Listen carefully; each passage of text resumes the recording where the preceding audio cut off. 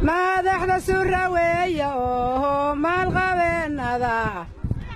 muulka cabdallooho dhambaaha jooga madasha culus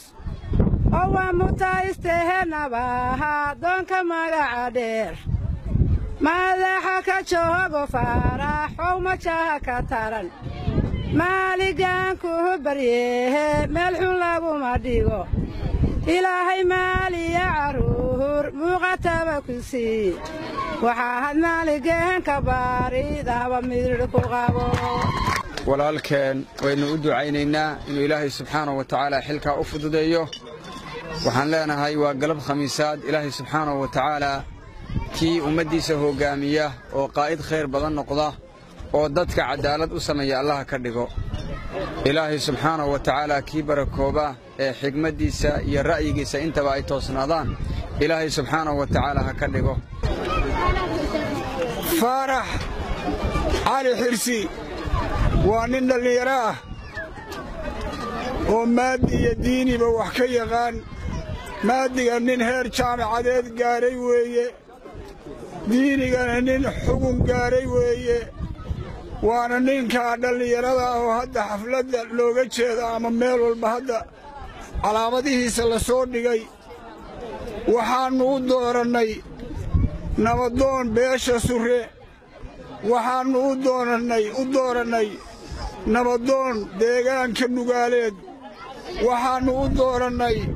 nabadoon soomaaliyeed waxaa la beesha surraado beesha surre kaliya ma dooran dadkoo dhan baa doortay deegaankoo dhan baa doortay in ilaahay ku guuleeyo oo kii lagu farxay noqdo oo dadkiisa iyo dalkiisa wax u qabta in ilaahay ka dhigaano ilaahay ka baryaynaa ummadda Soomaaliyeed oo ku macsuuntay ku sharaftay oo sharaftaada u qorxootay oo sharaftaada danaheeda u lumisay waxay doonayaan geel iyo ari iyo lacag iyo midna kaama rabaan waxay ka rabaan odaynimo waxay ka rabaan cadaalad nabadoon soo dhawow baanu leenahay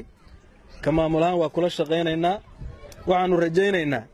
maadaama uu nabadoonkii hadda hadlayay uu yiri nabadoonkan waa nabadoon nugaaleed waa nabadoon Soomaaliyeed inaad wax badan ka tiri doontid dhulkaan aan joogno hadday nugaal tahay hadday mudug tahay ama Soomaaliya tahay wax badan baan ka filaynaa aniguna waxaan aad iyo aad isugu tixgelinayaa inaan ka qayb qaato hadafka la ii soo doortay ama la ii shaaray inaan kala shaqeeyo mustaqbalkooda insha Allah biidhnillaahi kariim